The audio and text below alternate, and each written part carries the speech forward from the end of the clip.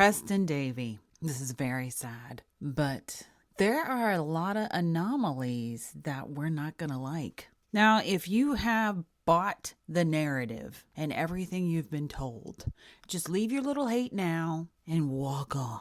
Because there are anomalies. And in body language, we do not like anomalies. Now, before we watch this, it is important to actually understand some of this, we'll call it narrative. Because when I watched it, I was like, I just don't see it. I cannot see it. And I was looking for more video because I was like, well, in body language, you don't know a person. It's hard to sit there and see anything. Especially when you're looking for a pattern and then waiting for it to break so you can sit there and say, there you go. That's the spot. I mean, you do have the norms of every human behavior, and you can look for that pattern. But as in these videos, the little bit that they released, because this is UK, so unless these people did like an actual interview for the public, the system gets to decide what you watch. And they didn't let you watch much. So the little bit that's out there is screaming to me, I just don't see the guilt. There's nothing here that says I'm guilty. So then we had to go digging for a pattern.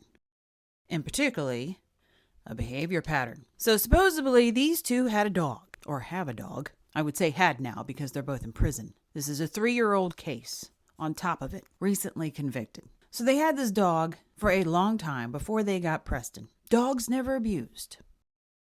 No evidence or signs of any abuse to the dog. I was like, okay, that's not the end all be all, because the other side of behavioral deviancy, because that's what this is deviancy, is then you're going to have human victims. If you don't have animal victims, you have human victims, because this didn't start for 40-year-old men all of a sudden in their life. They've been doing it somewhere, either to an animal or to humans. Okay, well, the dog's fine. We're sure the dog's fine? Let me sit there and have the AI search God in creation, because after 3 years, someone is going to complain about the dog in vet visits or odd behavior. Nothing like that shows up. It's like, all right. So the dog apparently was safe. So where are the other human victims? Even if the comments that come are, oh, he was always a little shady. I never felt comfortable around him. Nothing. All right, now we have another anomaly. So the dog's one anomaly. Now we have another anomaly. 3 years, and no one has come forward to add evidence that the teacher guy was a deviant. Yeah, one was a teacher, and not just a teacher, but in the safety, like intimate contact with students. And none of the students came forward and said, yeah, he was kind of blah, blah, blah, or whatever. That's another anomaly. We do not like anomalies in body language because people always follow a pattern. It's there somewhere. You just got to find it. 3 years on from the beginning of this case until now, not one student has come forward and said, this guy gave me the creeps. This guy touched me inappropriately. This guy hit on me. This guy did X, Y, Z. Nothing. I was like, I'm not liking this. This is going to make it hard. I don't like hard. Most humans don't. There you go. That's my pattern. I don't like hard. Oh, there's more anomalies, trust me. Next anomaly. Preston apparently does not have a funeral. I don't know what in the world happened with that, but there's no news on it. They had a memorial service, but no funeral. Oh, that's odd. It's been 3 years. No funeral? What's going on with that? Next anomaly. For the 4 months these 2 men had this child, and the 3 years after, these 2 men and their families, talking about their mom and dads, that's 2 moms, 2 dads, have not been seen or heard. So you adopted a 9-month-old boy, and your mom and dad from both sides didn't come and see the child. Not only did they not come and see the child or give congratulations or happy talk, they also did not come out and give negativity towards you having a child. Because either one of those would have been appropriate. Complete silence is not. The media not hunting down the parents to sit there and ask them, did you not care about this baby? Some rag would have done that. That's another anomaly. The reason why this child was taken from his mother was because she was on and off drugs. She's got a criminal history. Herself, she ended up killing a pensioner when she was young. I don't really know too much about her history. The little bit that we do see from her, she definitely looks like she's been into drugs. More anomalies as we get into this. Oh, I told you, it was a lot of anomalies. And when we look at human behavior and body language, we do not like anomalies. Now, this one's more of a factual thing, but it kind of goes into the human behavior of the courts. We have the DNA evidence. Aha! This proves they're guilty. Really? Because the court decided that the DNA evidence was neutral. Not worth it. You're going to try and tell me that the slam dunk of these two perverts, which is the DNA evidence in and out of the child, because they found it on the floor, around the cot, supposedly inside. We will not get into anything else other than that word. And the court decided, and the prosecution itself decided, oh, that's not worth it. No. It's neutral. It's not the end all be all. Well, that's really odd. Why would you decide something like that is neutral? Is DNA not that good in the UK? Another anomaly. Now we have the coroner and what he found. Bruising on the internal organs. Stomach content full of male, DNA is neutral. The other part of that is the child was supposedly dry. No water found in the lungs. Nothing. These are more anomalies. For the bathtub that was supposedly filled up, the baby left unattended, and then when checked on, is no longer alive. So no, we do not like anomalies. Because these all scream, something isn't being told truthfully. So as we get into this, just a little bit of background. When the child was taken away, he was given to the Coopers, Sandra and Paul Cooper. He lived with them for the first 9 months of his life. Now, with this and the psychological pattern of just babies in general, that 9-month-old baby bonded with those two people as if they were mom and dad. At 9 months old, in the personality and mentality of that baby, his parents ceased to exist, which is devastating. So for 4 months, his parents, in his mind, disappeared, died, incognito, who knows? But that is a hit to a baby. The stability of his world crumbled when they were no longer in his life, which is the failure of the adoption system completely. Get them adopted prior to the bonding stage, or at least have the new prospective parents bond with the child with the foster family who has become that child's baby's parents. I mean, if we actually cared about babies. Now, more anomalies as we go into that. They adopted the baby in April. By the 25th of May, they went to an A&E visit, which is basically the American equivalent of the ER. He was floppy, unresponsive, seizure, breathing difficulties, nosebleeds mentioned in some accounts. They noted bruising on the head. The hospital investigated, and I would assume that a thorough head-to-toe examination of the child then happened. Then, in June of 2023, he was rushed again to A&E with rash, diarrhea, vomiting, and a high temperature. More bruising on the head. Varley had a home video of him pulling a toy box on his head. That's where the bruising's coming from. Then in July, he had a fractured elbow. Social services has come involved. Another in July, the final and fatal visit, he was unresponsive and a cardiac arrest. He could not be revived and was pronounced dead.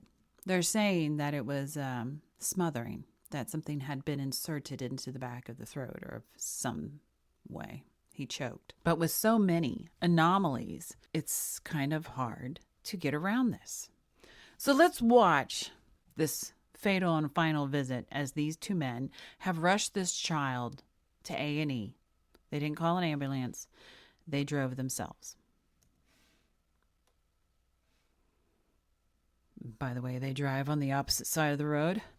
So that guy getting out on that side of the car with the baby is appropriate. He is the passenger. And he is running quickly, which would be mentally appropriate. He gets out of the car. He's running with the child in his one arm, stuffing probably his wallet or whatever in his pocket as he's going. The other gentleman gets out and he goes to the back seat. I don't know what he got, but he's running. And they're keeping up. Okay? That's normal behavior. Your child, something is desperately wrong. You are in flight response. Run. By the time they get to the door, I'm going to assume either security or medical member has taken the baby. And you see in my pause little video, guy in red, he's got his hands up to his face. He's in distress. The other one, as he moves along, his hands are out. They're not in pockets. They're out. This is a normal reaction from people who genuinely care. They want to reach out. They want to grab. They want to help. They cannot sit idly by. They've got to put their hands on it.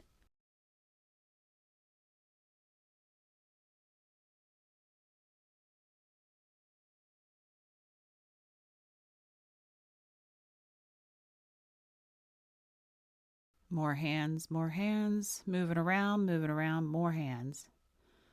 Touching face, a lot of stress, not in pockets, trying to stay busy with the hands. Okay, well, that's normal, okay? And because that's all we get to see at this little moment, all we can say at this point, that's normal behavior. That is not an anomaly. Oh, this is a little video of Preston with the two dads. He seems kind of like, like any other baby who's been ripped away from his parents. This is Jamie Varley. He was 37 at the time of the crime. He's the former teacher and head of safeguarding at a high school. His job was literally to protect children from abuse. And he was the one that was given a life sentence. Supposedly, the prosecution believed he was the main perpetrator. And this is his first interview after the death of the baby. A continuation of when you attended the hospital. Yeah, I'm confident it is. Yeah. And you were saying that Elijah would crawl around, he'd bump into things.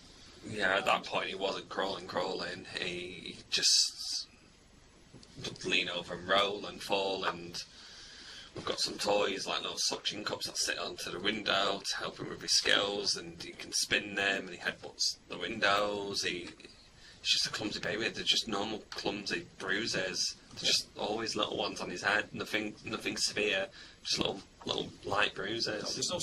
Now, this comment apparently was going viral as he was just saying that the baby was clumsy. And when I'm watching it as a body language person, he's just like, no, it's just normal clumsy baby.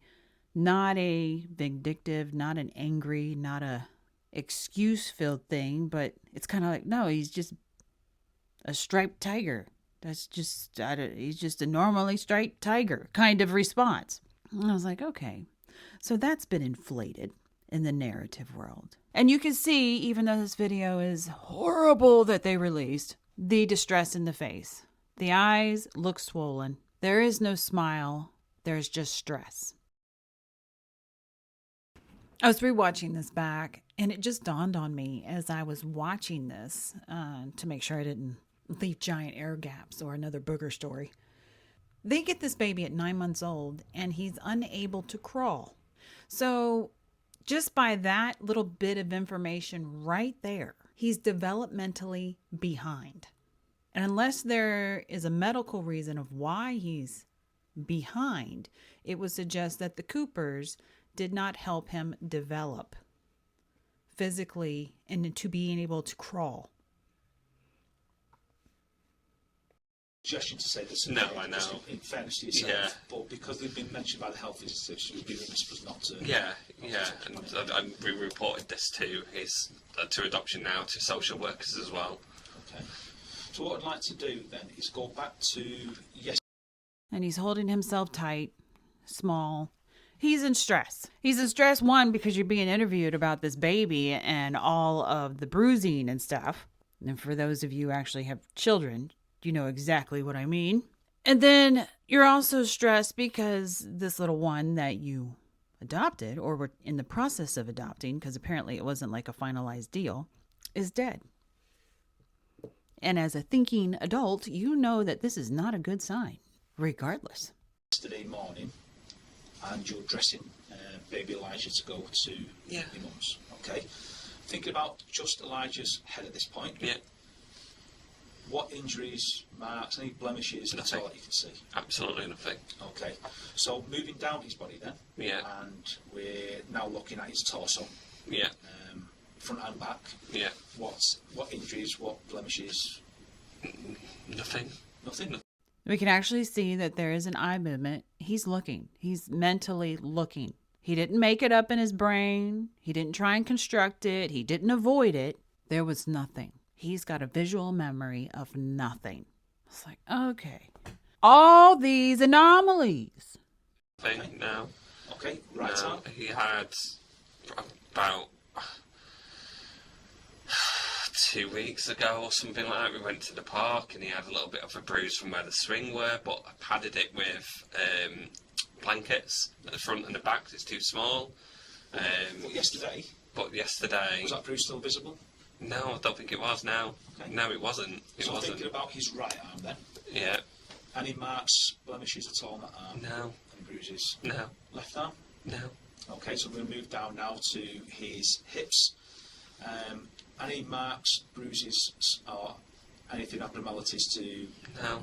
Nothing his that I've genitalia? noticed. No. To his hips? No. To his buttocks? No. To his backside? No. Okay, right leg? No. Oh, he had some.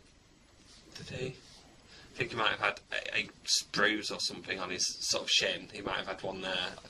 On his front of his right shin? I don't know whether it's right or left, but I'm touching my right. But yeah. On one of his shins? Yeah. Yeah. Feet? No. Okay. So, all in all, the way you described Elijah when you dressed him yesterday morning was the only bruise he had was to his right. Oh, sorry, to one of his shins. It was one of his shins. Yeah. Anything else at all? No. At that point, as the body language person, I'm looking at that going, okay, I'm not seeing anything that says I'm being deceptive or squirrely or anything extra in stress and fear that I'm trying to hide my deviancy. Because that's one of the things, because that's the accusation. He's a deviant and he's done something horrible. So what we're looking for is someone who's trying to mask or hide that deviancy. And we're not seeing that. And this is a fresh interview. Now he's about to go into why the bathtub didn't have any water in it. I only have two more that we just didn't cover. The bath, when you're taking him out of the bath, have you removed any of the water following that? No. Right, okay. No. But you did mention that the seal's not great, isn't it? Because when we've gone around to the The address, seal's not, but there's been no water in the bath. right. So the seal's not, but I've glued the seal onto it, so it Right. should be fixed. That was the first time I glued it. That was one of the things, actually, funny enough, that I did that day is glue the seal. And how is just describe the plug for me. Some of them, they're obviously the ones that you put in, or is it? It's one that you just push down, but you can screw it off, and the rubber band's gone. So Right. All right, so this is really good here.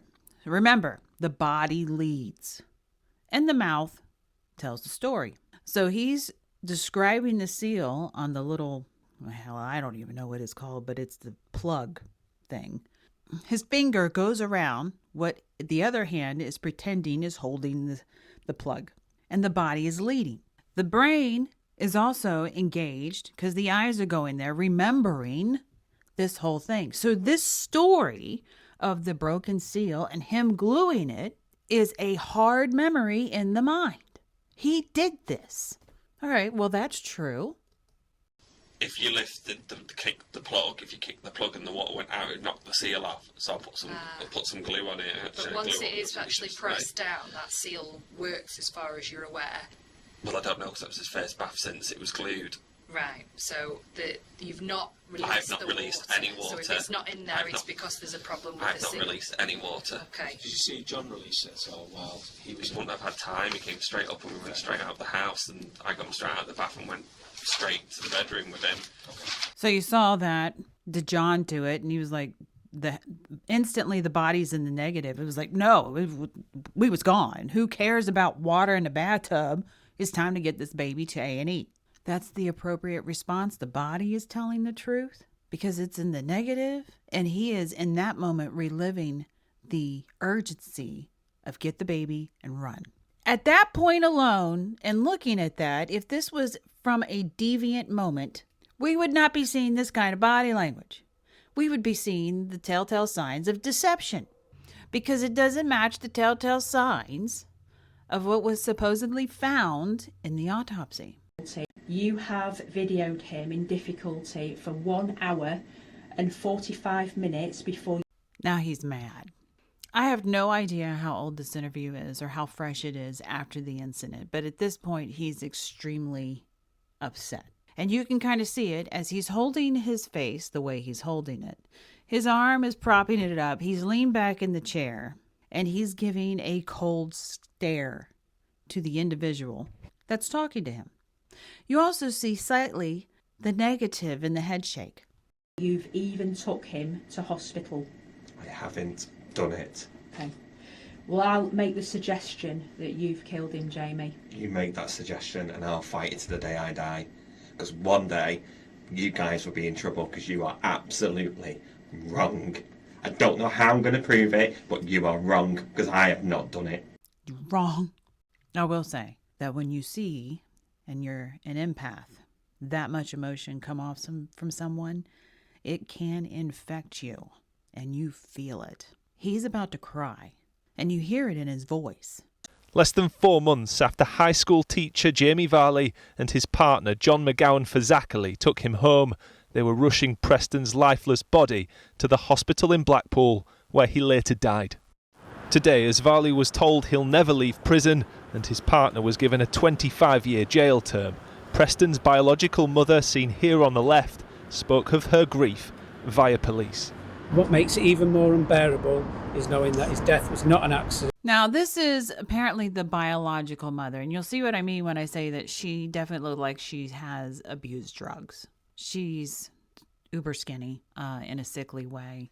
It was something cruel, something that he did not deserve, and something that should never have been allowed to happen. 5 days after he was born, Oldham Council removed Preston from his mother. We got the long fingernails, which just, I don't know. I guess we can Americanize this at the moment because I'm not feeling very nice at this whole thing because I know it stinks. So we got a woman who's dressed very nicely that is in and out of drugs with very nice fingernails. They put lipstick on this pig. Oh my gosh, I can see it now. The comments are going to explode. How dare you? This channel is not about comforting your feelings or living in your reality. It's about just being in reality. And something stinks. Now, this is one of the few videos that I saw, but it's got the narrative being spoken over it. This man, Jamie, he's just wailing to die, and he wants his mother. Now, Jamie. By July the 23rd, Preston was dead. He'd suffered 40 separate injuries at the hands of his carer and killer, Jamie Varley. the worst that I could give to Jamie, because he's the one apparently that has been accused of the worst thing I can do as a body language person that would say this is it, but it doesn't even really fit itself, is to say that he's a histrionic personality, which technically does not make you a deviant. And that is just from the wild swings. But again, that's also a normal reaction to the situation that we see him in. There's just not enough to do proper body language on. And the little bit that we did, or were able to see, these people did not do what they're being accused of. I don't think they should have ever adopted this baby. Men are funny in the sense of they bond with their offspring. And it is extremely hard and very rare for them to bond with an offspring that is not theirs. There literally has to be a chemical reaction in the brain for men to sit there and want to bond with their own children. It happens in delivery. There's a reason why all those hormones are being released from the mama and the baby. It's the trigger to father to be the protector. At 9 months old, those hormones are not there. That is not an opinion. That is just human nature and the law of nature in general. Lions kill offspring from the alpha male that they dethroned. The animal kingdom in general, the female is protective of their children from the male for a reason. And in the human society, new fathers are morons. They don't mean to be. They just are. We're not watching this judge. He just goes over a very long list of things that he believes is the case. And that's doesn't do us any good. I would hope that you've listened to all the anomalies and the little bit that we were allowed to get to see from what they released and start to realize that something stinks. We don't really know what it is, but this doesn't look right. May the Lord bless you and keep you. In Jesus' name.